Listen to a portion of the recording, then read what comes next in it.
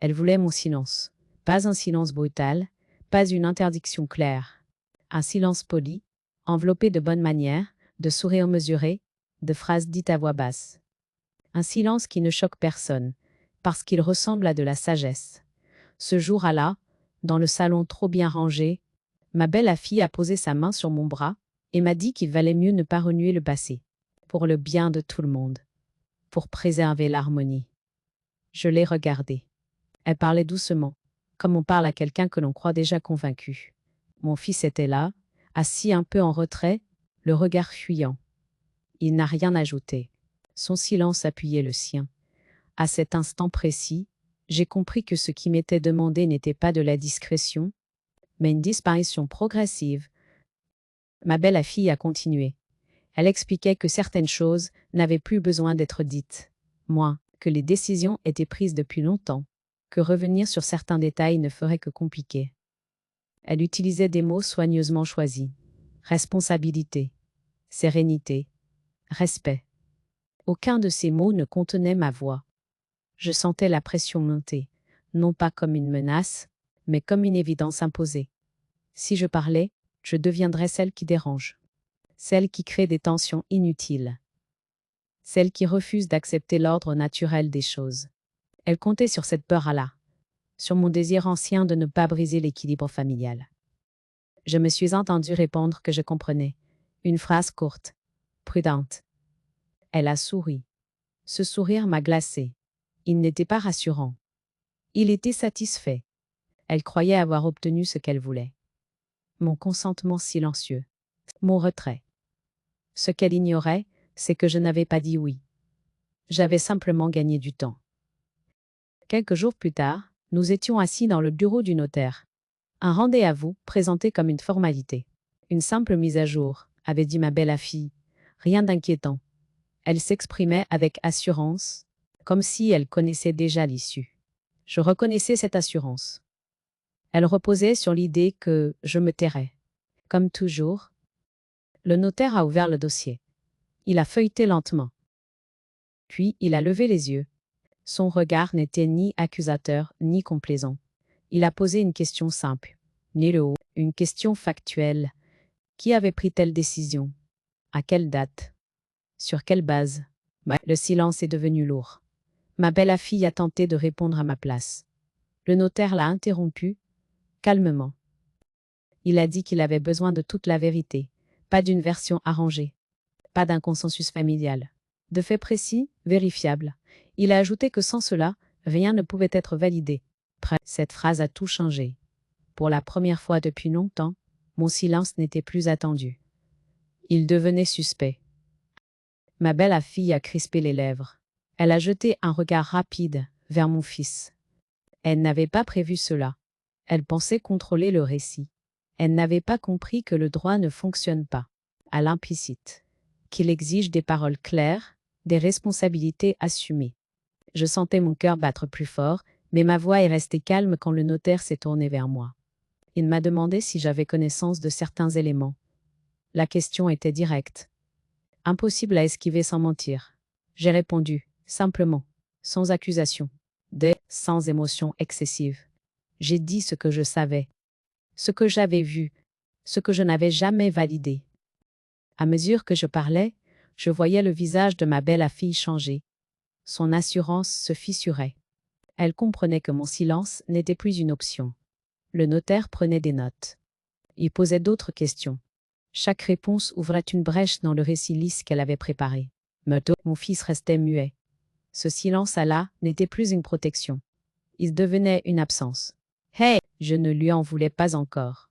J'étais trop concentrée sur ce qui se jouait. Pour la première fois, quelqu'un exigeait que tout soit dit. Ah, pas pour créer un conflit, pour établir un cadre juste. Quand le rendez-vous s'est terminé, rien n'était réglé. Mais quelque chose était irréversible. La demande de silence venait de se heurter à une exigence plus forte. Celle de la vérité. Ma belle-fille avait voulu m'effacer doucement. Elle venait de comprendre que, face au notaire, le silence ne protège personne. En quittant le bureau, je n'éprouvais ni victoire ni peur. Seulement une certitude nouvelle. Cette histoire ne se jouerait plus dans les non-à-10. Et ce que j'avais longtemps retenu, par souci de paix, allait désormais devoir être nommée. Une vérité à la fois, sans bruit, mais sans retour possible. Avant cette exigence de vérité formulée dans le bureau du notaire, avant cette phrase qui avait déplacé tout l'équilibre, il y avait une vie que je croyais construite sur la confiance et la continuité. Une vie faite de concessions discrètes, de loyauté constante, d'un rôle que j'avais accepté sans jamais le nommer. Celui de la femme qui tient, qui apaise, qui ne complique pas. J'avais élevé mon fils avec l'idée que la stabilité passait avant tout.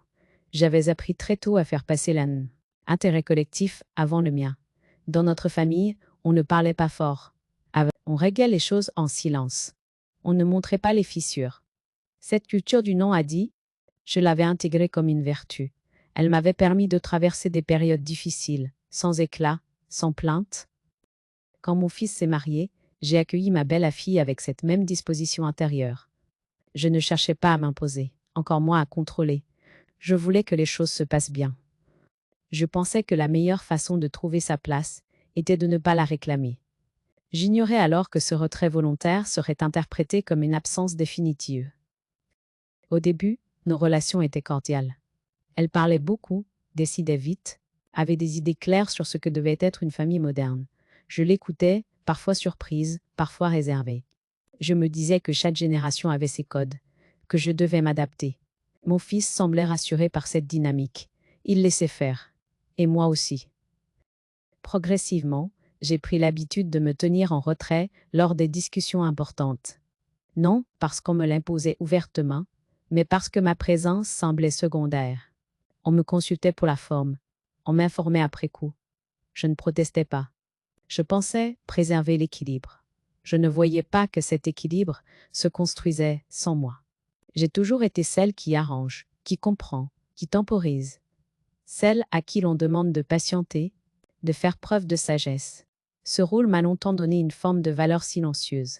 Mais on comptait sur moi pour ne pas créer de conflit. Je croyais que cette confiance était une reconnaissance. Oui, avec le recul, je comprends qu'elle était surtout une attente. Ma belle-fille prenait de plus en plus d'assurance. Elle parlait au nom de la famille. Et elle utilisait souvent le pluriel. Nous avons décidé. Nous pensons que c'est mieux ainsi. D'écran, ce nous m'excluait sans le dire. Je l'entendais, mais je choisissais de ne pas réagir. Je me disais que ce n'était pas grave, que l'essentiel était ailleurs. Je continuais pourtant à porter une grande partie de ce qui faisait tenir l'ensemble. Les souvenirs, les repères, les liens avec les anciens. Alors, j'étais la mémoire familiale, mais une mémoire qu'on consulte rarement, sauf quand cela arrange. Cette contradiction ne m'apparaissait pas clairement. Je la ressentais comme une fatigue diffuse. Mon fils, pris entre deux loyautés, s'effaçait lui aussi. Il évitait les sujets sensibles. Il pensait sans doute protéger tout le monde. Il ne voyait pas que ce silence partagé renforçait une dynamique où une seule voix finissait par dominer. Je ne lui en voulais pas encore. J'avais trop bien connu ce mécanisme pour ne pas le reconnaître. La vie d'avant n'était pas une suite d'humiliations. Elle était une suite de renoncements, présentés comme des choix raisonnables. Et c'est cela qui la rendait dangereuse. Rien n'était assez violent pour provoquer une rupture.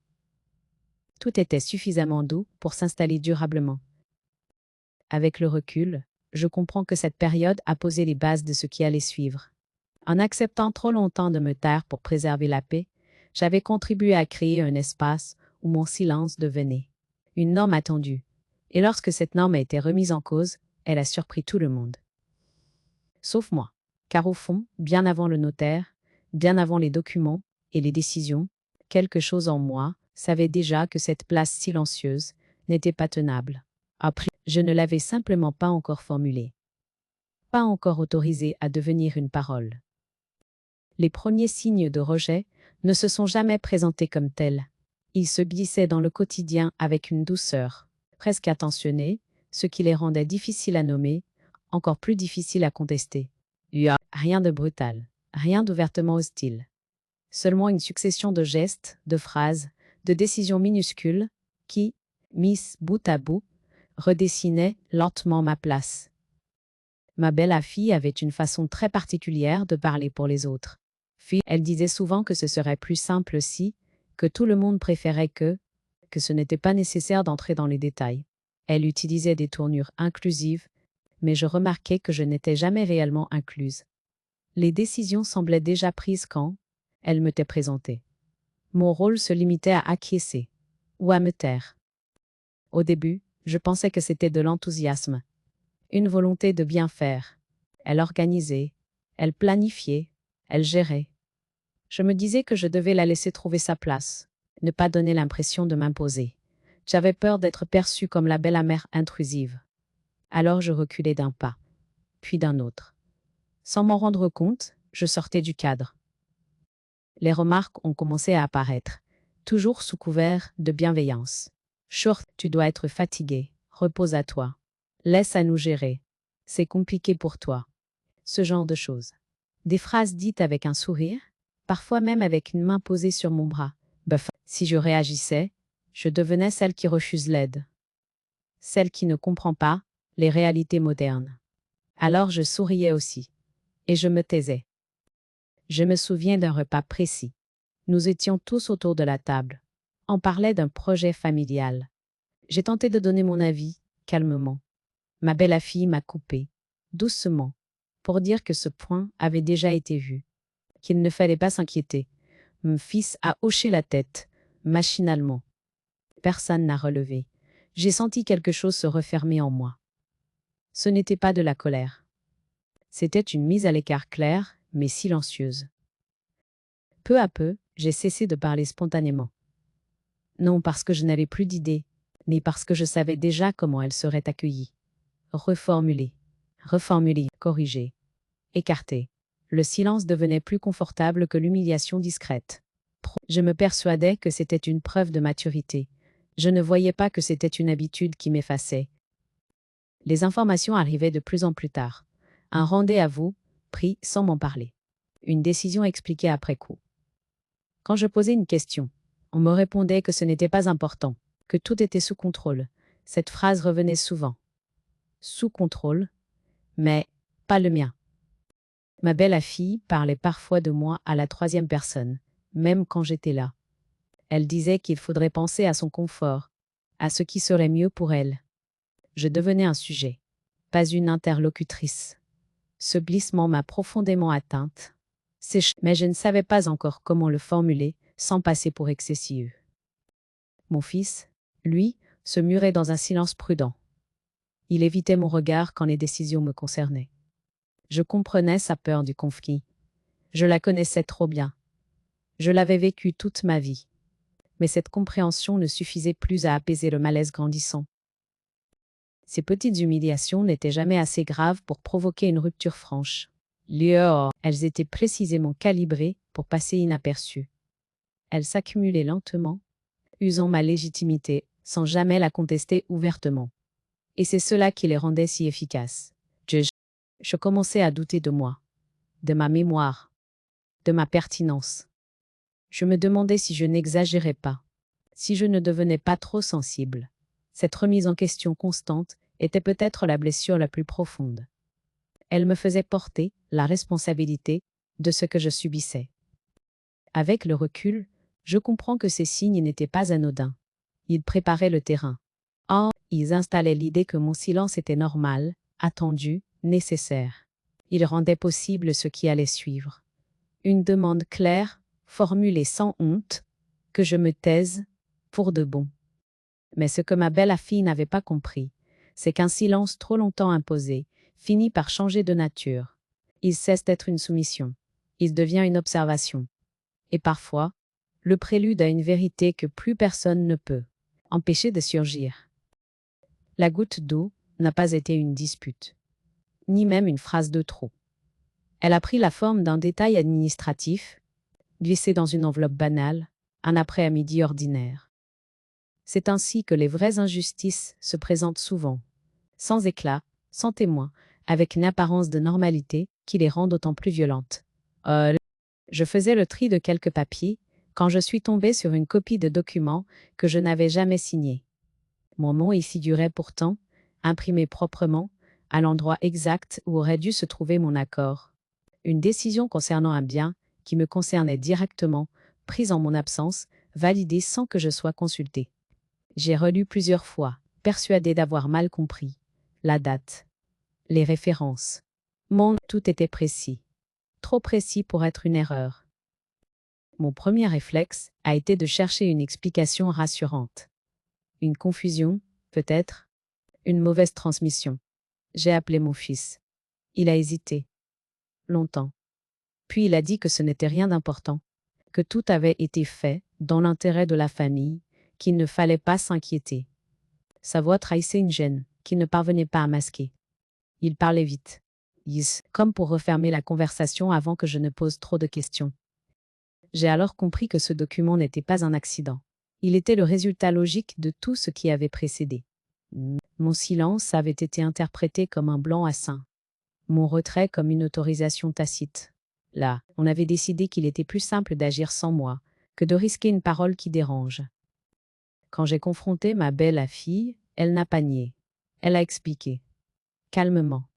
Elle a parlé des démarches nécessaires, de formalités urgentes, de décisions prises pour éviter des complications futures. Elle a ajouté que m'en parler aurait créé du stress inutile. Elle a dit qu'elle me connaissait, que je n'aimais pas les conflits. Cette phrase a tout cristallisé. Elle utilisait ma prudence contre moi. Je me suis sentie trahie, mais surtout dépossédée.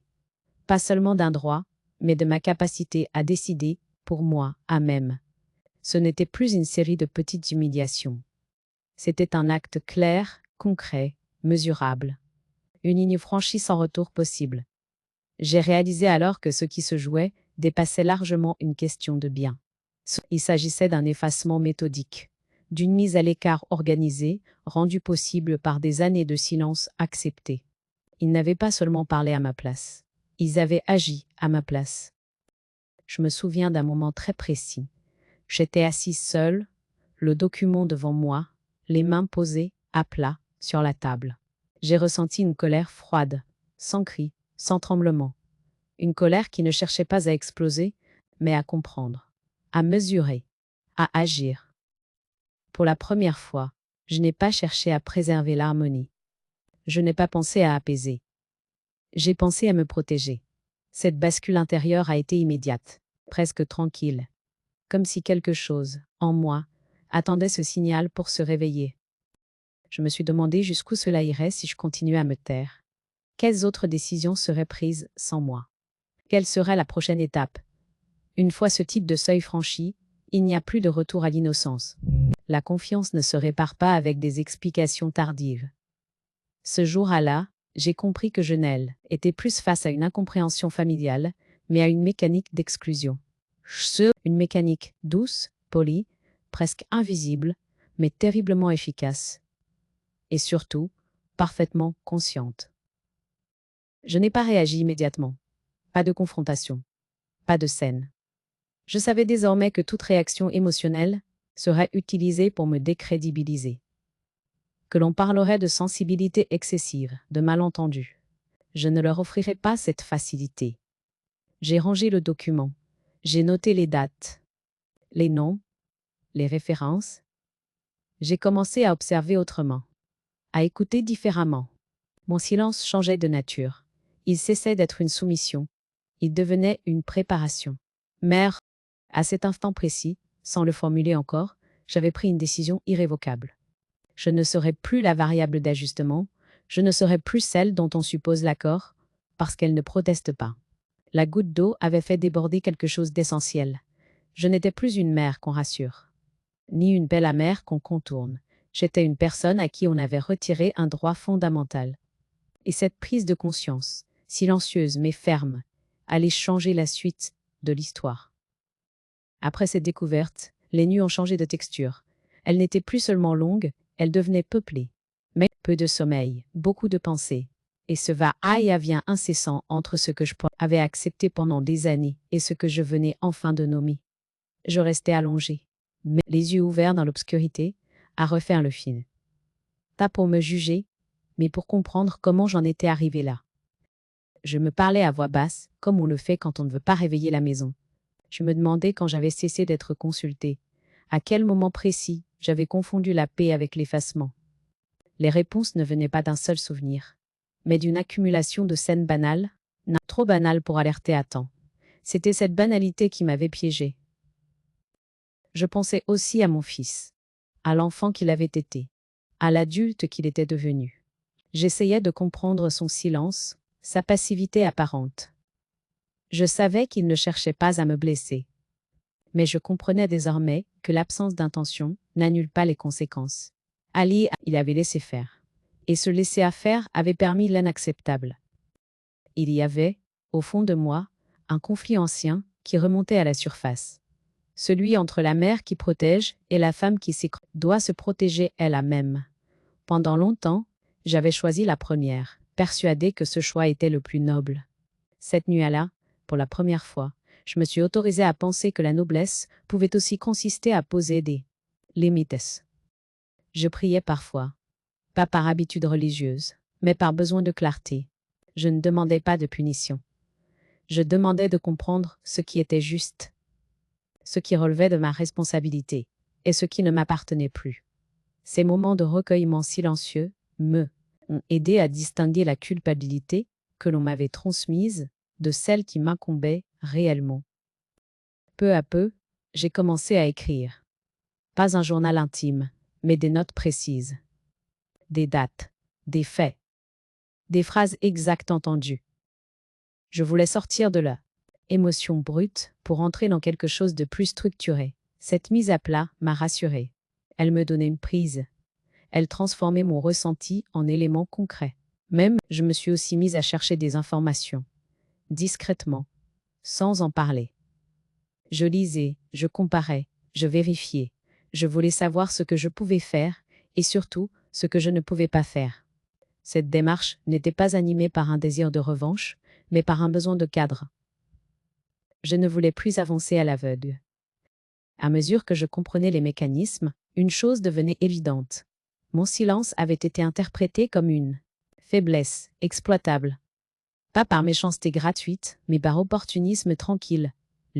Cette lucidité m'a fait mal, mais elle m'a aussi libérée. Je cessais de me raconter que tout cela était un malentendu. Je mesurais aussi ce que cela allait me coûter. Parler, agir, demander des comptes, c'était accepter de troubler l'image familiale. De devenir celle qui dérange. Celle qui oblige à regarder ce que tout le monde préférait ignorer. Cette perspective m'effrayait. Mais elle ne m'arrêtait plus. Il y avait des moments de doute. Je me demandais si je n'allais pas trop loin. Si je ne risquais pas de briser définitivement des liens précieux. Puis je revenais aux faits. Aux documents, à l'absence de consultation, à cette phrase dite avec un sourire, mieux vaut ne pas remuer le passé. Et je comprenais que ce passé-là avait déjà été remué sans moi. Cette phase d'introspection n'a pas été héroïque. Elle a été lente, parfois confuse, souvent inconfortable. Mais elle a posé les fondations de ce qui allait suivre. Je n'étais plus dans la réaction. J'étais dans la décision. Je ne savais pas encore exactement comment j'allais agir. Je n'avais pas de plan arrêté. Mais je savais une chose avec certitude. Je ne pourrais plus revenir en arrière. Revenir en arrière aurait signifié accepter que l'on décide à ma place. Et cette option, désormais, n'existait plus. Dans ce silence renouvelé, qui n'était plus une fuite mais une concentration, je préparais quelque chose de différent. Une manière d'exister autrement, non pas contre eux, mais pour moi. Et cette distinction changeait tout.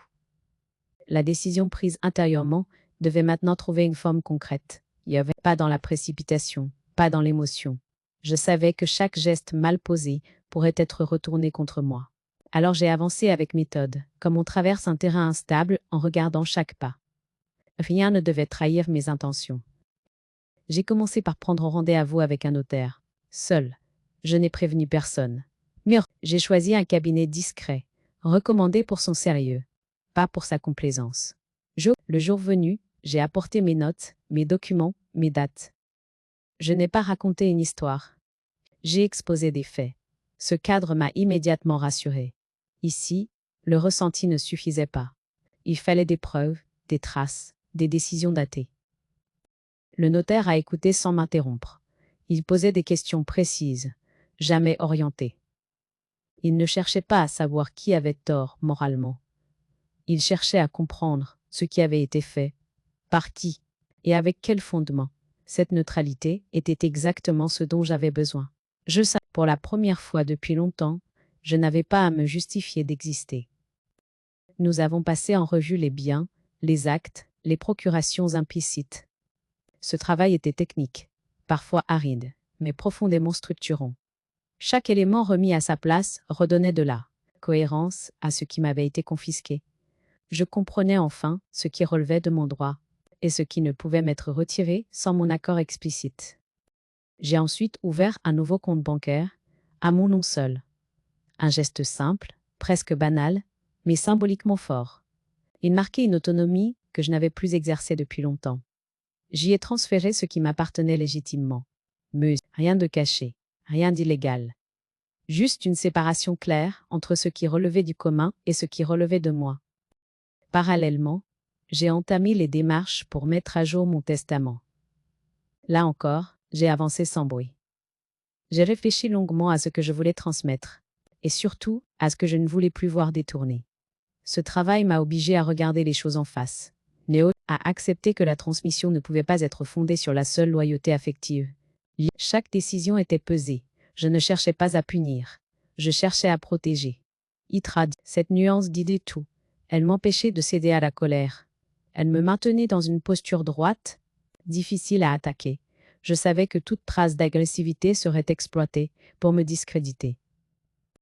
À la maison, je continuais à jouer mon rôle habituel. Je restais aimable, mesuré, disponible. Je ne changeais rien à mes habitudes apparentes. Ce masque de docilité n'était pas une ruse malveillante. C'était une stratégie de préservation. Je refusais de déclencher une confrontation prématurée. Ao, ma belle-fille, continuait à parler avec assurance. Elle croyait la situation stabilisée. Elle pensait que le document découvert n'avait provoqué qu'un trouble passager. Je la laissais dans cette certitude. Plus elle se sentait en contrôle, moins elle se méfiait. Je n'avais aucune envie de la provoquer. Le temps travaillait pour moi. Mon fils, lui, semblait soulagé. Mon calme l'arrangeait. Il y voyait un signe que tout rentrerait dans l'ordre. Je ne cherchais pas à le détromper. Je savais désormais que la vérité, pour être entendue, devait arriver dans un cadre où elle ne pourrait pas être niée. Je continuais à consigner chaque élément nouveau. Une phrase, une décision annoncée, un rendez-vous mentionné. Rien n'était laissé au hasard. Cette discipline me donnait une force tranquille. Je n'étais plus dans l'attente. J'étais dans la préparation. Ce travail invisible m'a transformée. Je me sentais plus ancrée, plus précise. Chaque démarche accomplie sans bruit renforçait ma confiance. Je ne me sentais pas en guerre. Je me sentais alignée. C'était une sensation nouvelle, presque étrange, mais profondément apaisante. Je savais que le moment viendrait où tout cela devrait être exposé, où les silences seraient remplacés par des faits, où les sourires polis ne suffiraient plus. Je ne savais pas encore quand, ni comment exactement. Mais je savais que le cadre serait prêt. Et dans cette préparation minutieuse, sans éclat ni témoin, je reprenais quelque chose d'essentiel. Pas le pouvoir sur les autres, le pouvoir sur ma propre histoire. Le moment n'a pas été choisi pour frapper, mais il s'est imposé parce que tout était prêt. Les documents classés, les décisions actées, les marges d'interprétation réduites à néant. Il n'y avait plus de place pour le flou.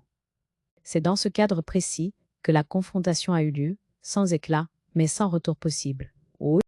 Nous sommes retrouvés de nouveau dans le bureau du notaire. Ma belle-fille était détendue, presque confiante.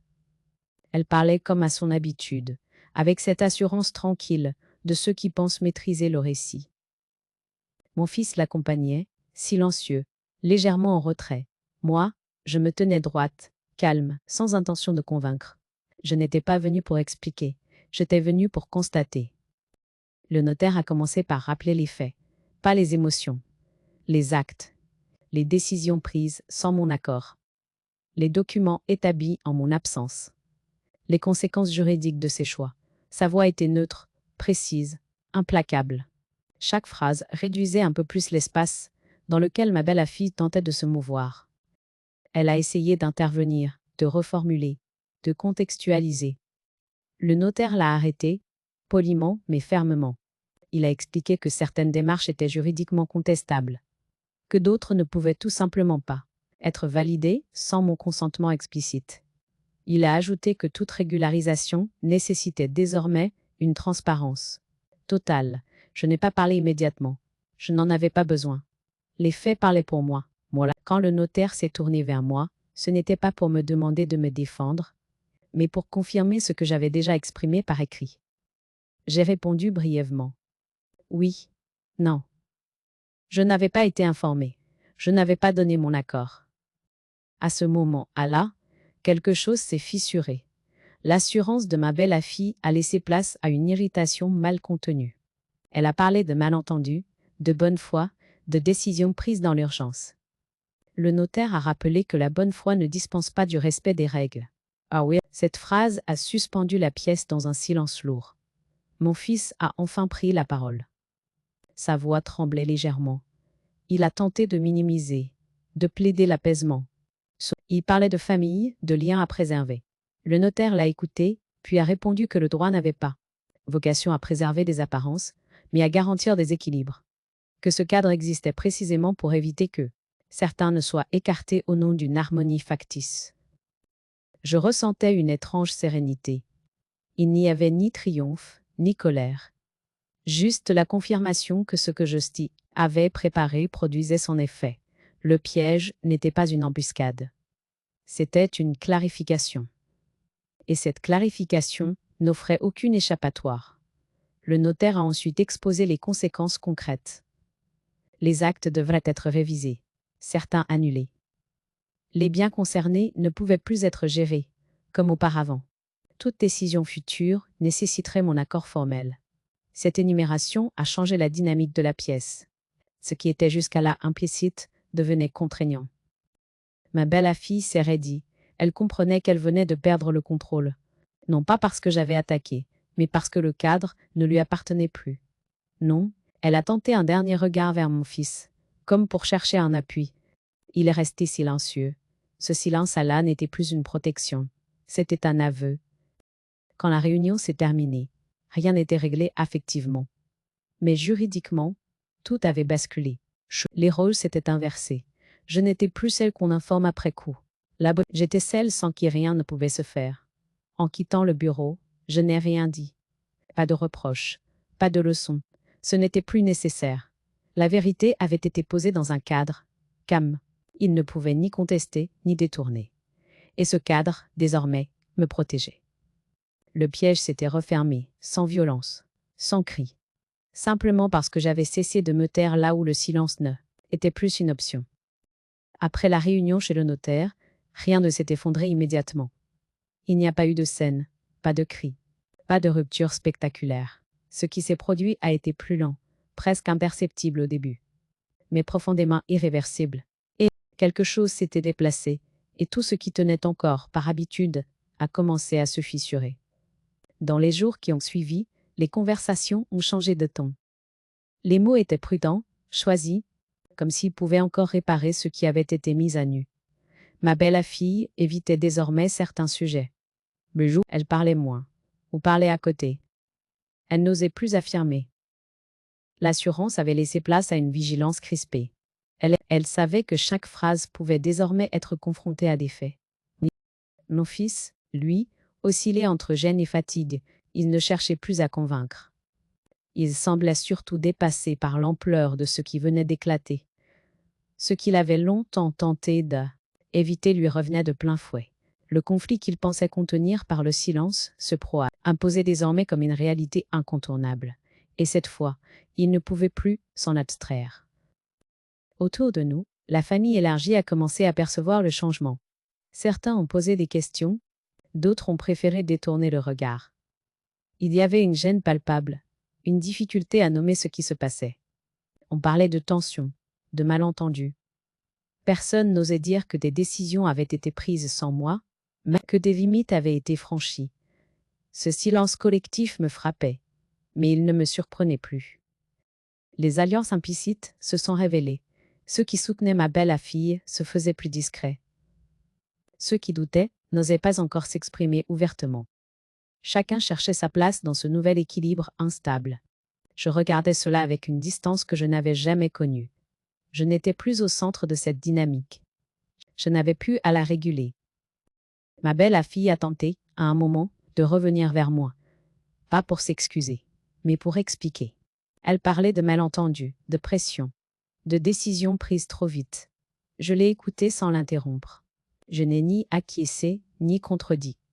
Je savais que ce qu'elle cherchait, ce n'était pas une réparation, mais un retour à l'ancien ordre, celui où mon silence permettait d'arranger les choses. Je lui ai simplement répondu que désormais, toute discussion passerait par des cadres clairs, par des décisions partagées, par des accords formalisés. Cette réponse l'a déstabilisée, et elle ne savait plus sur quel terrain se placer. Le terrain affectif ne suffisait plus. Le terrain juridique l'inquiétait. Elle se retrouvait sans levier. Mon fils a vécu cette période comme une désagrégation lente. Il voyait s'effondrer l'illusion d'une famille unie par défaut. Non, il découvrait que l'unité ne peut pas se construire sur l'effacement de l'un de ses membres. Mais cette prise de conscience l'a rendu silencieux, parfois absent. Il n'était plus dans la défense. Il était dans le constat. Les repas de famille se sont espacés. Les invitations se faisaient rares, hésitantes. Point. On ne savait plus comment se comporter. Ce malaise général révélait à quel point l'équilibre précédent reposait sur des non-A, dits soigneusement entretenus. Une fois ces non-dits exposés, plus rien ne pouvait fonctionner comme avant. Je ressentais parfois une forme de tristesse. Pas pour ce qui se perdait, mais pour ce qui n'avait jamais vraiment existé. Une famille fondée sur le respect réel, pas sur la convenance. Cette tristesse n'était pas paralysante. Elle était lucide. Elle me permettait de faire le deuil, sans me renier. Il y a eu aussi un sentiment inattendu. Le soulagement. Celui de ne plus porter seule la responsabilité de l'équilibre.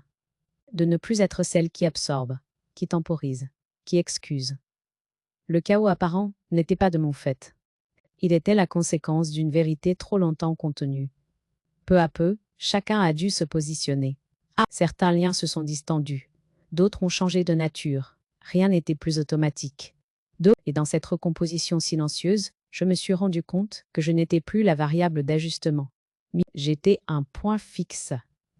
L'éclatement familial n'a pas été une victoire. Il a été une conséquence logique. Lorsque la vérité est posée dans un cadre qui ne permet plus de l'ignorer, tout ce qui reposait sur le déni finit par se désagréger. Et cette désagrégation, aussi douloureuse soit à elle, ouvrait enfin un espace nouveau. Un espace où je n'avais plus à me taire pour exister. Après l'éclatement familial, je n'ai pas cherché à réparer ce qui venait de se briser. J'ai compris très vite que certaines structures ne se réparent pas, parce qu'elles ne propudissent elles, n'ont jamais été construites pour être justes. Elles tiennent tant que quelqu'un accepte de se taire. Dès que ce silence disparaît, elles s'effondrent d'elles-mêmes. J'ai commencé par me créer un espace à moi. Pas un refuge spectaculaire, pas une fuite. Un lieu simple, choisi consciemment, où rien ne portait la trace des décisions prises sans moi. Chaque objet y avait une fonction claire. Aucune histoire imposée. Cette neutralité m'a fait du bien. Elle m'a permis de respirer, sans avoir à me défendre. Les premiers jours, j'ai ressenti une fatigue profonde. Pas physique. Une fatigue ancienne, accumulée sur des années de retenue. J'ai dormi longtemps. J'ai laissé le temps ralentir. Je ne me demandais plus ce que l'on attendait de moi. Je me demandais seulement ce dont j'avais besoin. Cette question, je ne me l'étais pas posée depuis longtemps. Les routines ont changé. Je sortais quand je le voulais. Je lisais sans culpabilité. Je marchais sans destination précise. Ces gestes simples avaient quelque chose de réparateur. Ils me rappelaient que la liberté n'est pas toujours un bouleversement. Elle peut être discrète, presque silencieuse, mais profondément structurante.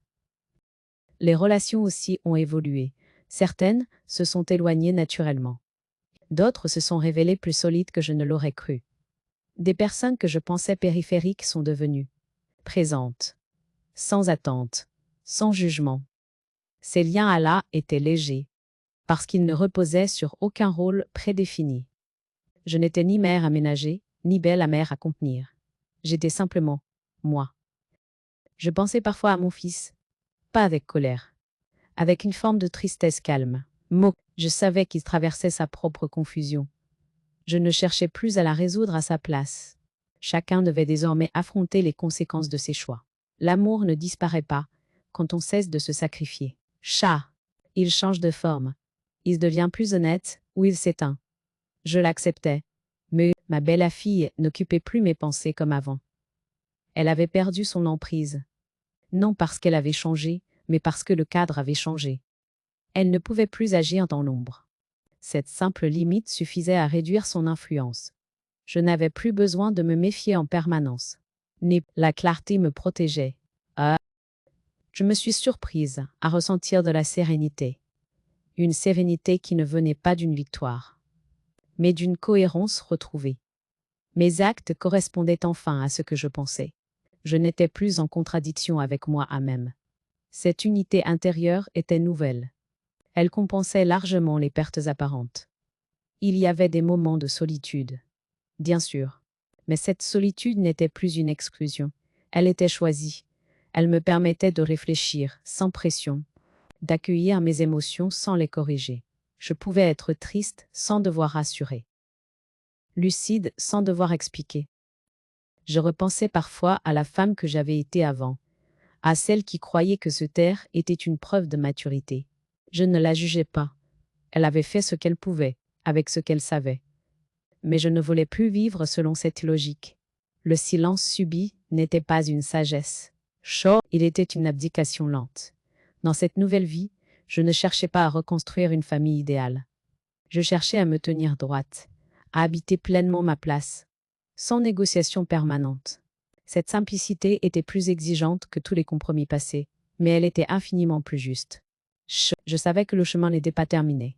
Il restait encore une étape, une mise au point intérieure, définitive. Une parole finale, adressée autant à moi qu'à celles et ceux qui, comme moi, avaient cru trop longtemps que se taire était la seule façon de préserver l'amour. Cette parole, je la portais déjà en moi. Elle n'était pas encore formulée. Mais elle s'approchait, et je savais qu'elle serait claire, calme et irréversible.